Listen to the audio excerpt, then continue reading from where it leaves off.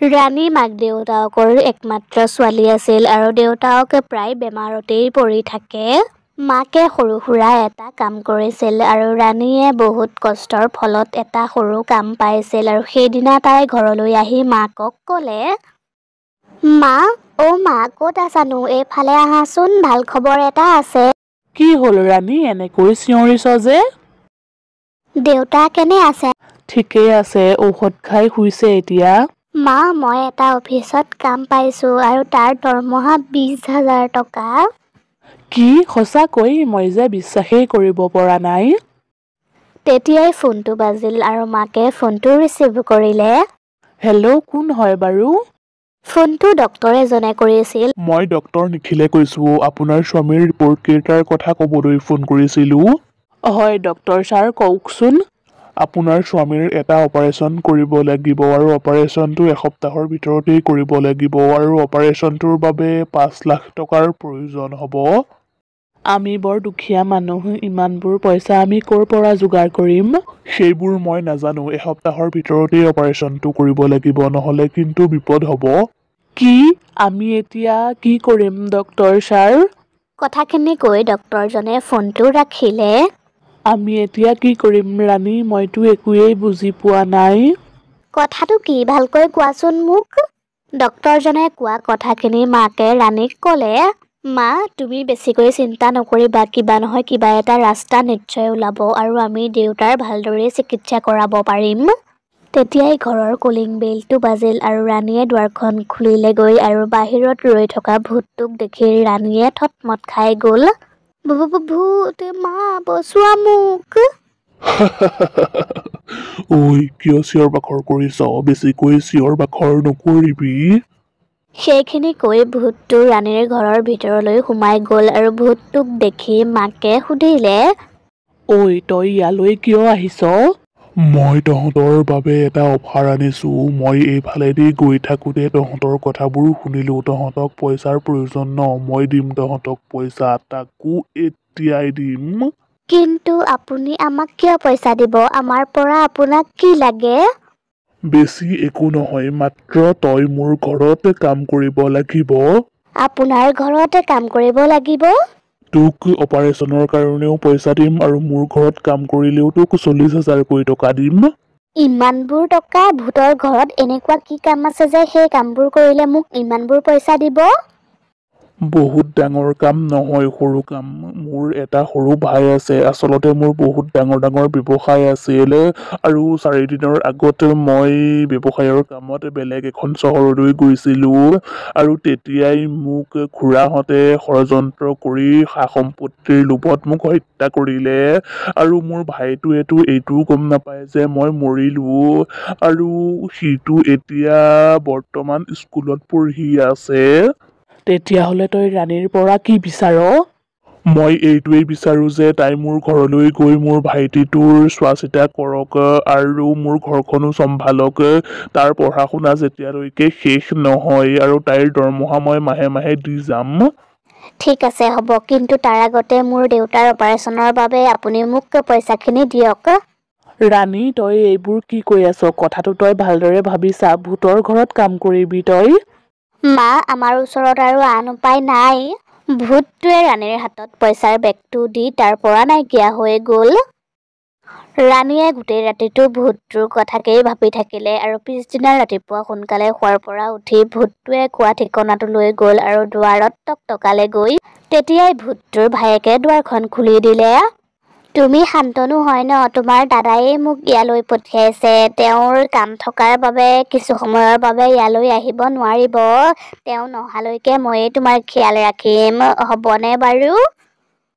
হয় নেকি? ঠিক আছে, আপুনি ভিতৰলৈ আহকচোন। সঁচাকৈ ভূতটোৰ ঘৰটো বহুত ডাঙৰ আৰু বৰ ধুনীয়া আছিল। ৰাণী ভিতৰলৈ সোমাই গ'ল আৰু ভিতৰলৈ সোমাই গৈ তাই ভূতটোক চোফাতে বহি থকা দেখিলে। ভূতটোক দেখি তাই ভয়ো খাইছিল, তথাপিও শান্তনু তাত থকাৰ বাবে তাই একো নক'লে। শান্তনু, তোমাৰ স্কুল যাবৰ সময় হৈছে নহয়। মই শুনিছোঁ যোৱা 4 দিন ধৰি বোলে তুমি স্কুলেই যোৱা নাই।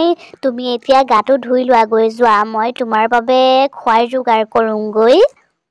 ঠিক আছে বা, হ'ব। তাৰ পাছত ৰাণী পাকঘৰলৈ গ'ল আৰু খাদ্য বনালে আৰু খুৱাই বোৱাই শান্তনুক স্কুললৈ পঠিয়ালে আৰু তাৰ পাছত তাই ভূতৰ ঘৰটো চাফা কৰিবলৈ ধৰিলে।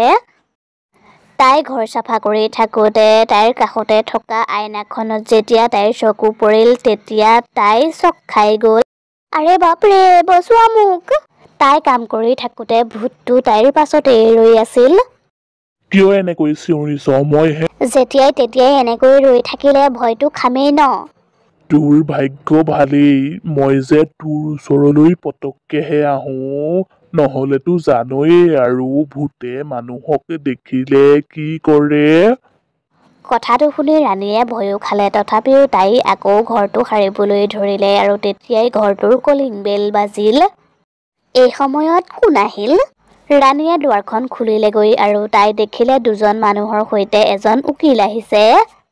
ৰ'ব, আপোনালোক কলৈ যায় আৰু কোন হয় আপোনালোক?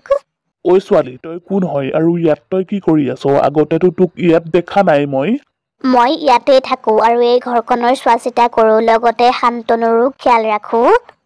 ৰাণীয়ে বৰ ভয় খাইছিল, কিজানি ভূতটোক কোনোবাই দেখা পায়, কিন্তু ৰাণীৰ বাহিৰে ভূতটোক কোনেও দেখা নাপায়। তই যোনেই নহও কিয় তই এতিয়াই ইয়াৰ পৰা ওলাই যাগৈ। এইখন আজিৰে পৰা আমাৰ ঘৰ। আৰু শান্তনু ক'ত আছে? শান্তনুৰ চহী লাগে এই পেপাৰখিনিত। ক'ত আছে সি? শান্তনু? ৰ'ব, সি ঘৰত নাই, সি স্কুল গৈছে। আৰু কিহৰ পেপাৰত চহী লাগে? আৰু এই ঘৰটো আপোনালোকৰ কেনেকৈ হ'ল? ঐ ছোৱালী, তই ইমানকৈ প্ৰশ্ন কৰিছ যে, শুন তেতিয়াহ'লে। এই সা-সম্পত্তিৰ পেপাৰত শান্তনুৰ চহী লাগে। তাৰ চহীটো পালেই এই গোটেইবোৰ সা-সম্পত্তি আমাৰ হৈ যাব। তেতিয়াই শান্তনু ঘৰলৈ আহিল আৰু সি দুয়োজন খুড়াকক দেখি বৰ ভাল পালে। খুড়া, আপোনালোক আহিছে? আপোনালোক আহি ভালেই কৰিলে। মই বৰ অকলশৰীয়া অনুভৱ কৰিছিলোঁ। আৰু দাদাও যে গ'লেই, নায়েই অহা এতিয়ালৈকে। তোৰ ককায়েৰ আৰু কেতিয়াও উভতি নাহে। তই হ'বলা গমেই নাপাৱ, আজি 4 দিনৰ আগতেই তোৰ ককায়েৰৰ মৃত্যু। ৰাণী বা, চোৱাচোন খুড়াহঁতে এইবোৰ কি কথা কৈছে? সঁচাকৈয়ে মোৰ দাদা মৰিল নেকি? নাই, তুমি মনে মনে থাকাচোন অলপ সময়। ৰাণীয়ে ভূতটোৰ ফালে চাই ক'লে, তোমাৰ দাদা তোমাৰ লগতেই আছে। ঐ ছোৱালী, তই ল'ৰাটোক কিয় ফাঁকি কথা কৈ আছ? কৈ দেচোন সঁচা কথাটো। কেনেকুৱা পৰিয়ালৰ মানুহ আপোনালোক? লাজ লগা নাই এইবোৰ কথা ক'বলৈ? ঐ ছোৱালী, তই মনে মনে থাক। আৰু ঐ শান্তনু, এইফালে আহ তই। তেতিয়াই এজন খুড়াকে শান্তনুৰ হাতত ধৰি সা-সম্পত্তিৰ পেপাৰবোৰত চহী মাৰিবলৈ ক'লে। আৰু তেতিয়ালৈকে ভূতটোৱে চায়েই আছিল। আৰু যেতিয়া দুয়োজন খুড়াকে শান্তনুৰ হাতত ধৰি টনা-আজোৰা কৰিবলৈ ধৰিলে, তেতিয়া ভূতটোৰ বহুত খং উঠিল আৰু তেতিয়াই ভূতটো সকলোৰে সন্মুখলৈ আহিল। ভূতটোক দেখাৰ লগে লগেই তাত ৰৈ থকা উকিলজন তাৰ পৰা পলাল। দাদা, উকিলজনে দেখোন আমাক এৰি থৈ পলাল। আৰু এই ভূতটো ক'ৰ পৰা আহিল? ঐ, তই কোন হয়? তহঁতে হ'বলা মোক চিনিয়েই পোৱা নাই। মই কোন হয়? সা-সম্পত্তিৰ লোভত যে আজিৰ পৰা 4 দিনৰ আগতে তহঁতে মোক মাৰি পেলাইছিলি, ঠিক একেদৰেই ময়ো এতিয়া তহঁতক মাৰি পেলাম। কি তই? তোৰ খুড়াৰহঁতৰ ভুল হৈ গ'ল। এইবাৰৰ বাবে আমাক ক্ষমা কৰি দে আৰু আমি ইয়ালৈ কেতিয়াও নাহোঁ।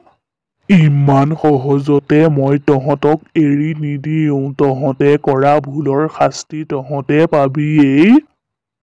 সেইখিনি কৈ ভূতটোৱে তাৰ যাদুৰ শক্তিৰে দুয়োজন খুড়াককেই বতাহত ওপৰলৈ উৰুৱাই মাটিত ঠেকেচিবলৈ ধৰিলে। সিহঁতে বহুত চিঞৰ-বাখৰ কৰিলে, তথাপিও ভূতটোৱে সিহঁতক এৰি নিদিলে আৰু কিছু সময়ৰ পাছতেই সিহঁত মৰি থাকিল। তেতিয়াই ভূতটো আগৰ ৰূপলৈ আহিল আৰু ককায়েকক দেখি ভায়েকে ককায়েকক সাবটি ধৰিলে। দাদা, তুমিয়েই হয়নে বাৰু? তোমাৰ চেহেৰাটো কিয় ইমান ভয়ানক হৈ আছিল? তোমাক দেখি মোৰ বহুত ভয় লাগিছিল। তুমি আৰু মোক এৰি থৈ নাযাবা। মই তোমাক আৰু যাবলৈ নিদিওঁ। ঠিক আছে, হ'ব। কিন্তু এদিন নহয় এদিনতো মই যাবই লাগিব। কিন্তু তোমাৰ পঢ়া-শুনা শেষ নোহোৱালৈকে মই তোমাৰ লগতেই থাকিম আৰু এই বাজনীও থাকিব। তাৰ পাছৰে পৰাই ভূতটো আৰু ৰাণী শান্তনুৰ লগতেই থাকিবলৈ ল'লে। আৰু সিফালে ৰাণীৰ দেউতাকৰো অপাৰেশ্যন হৈ গ'ল আৰু এতিয়া দেউতাক সম্পূৰ্ণ সুস্থ।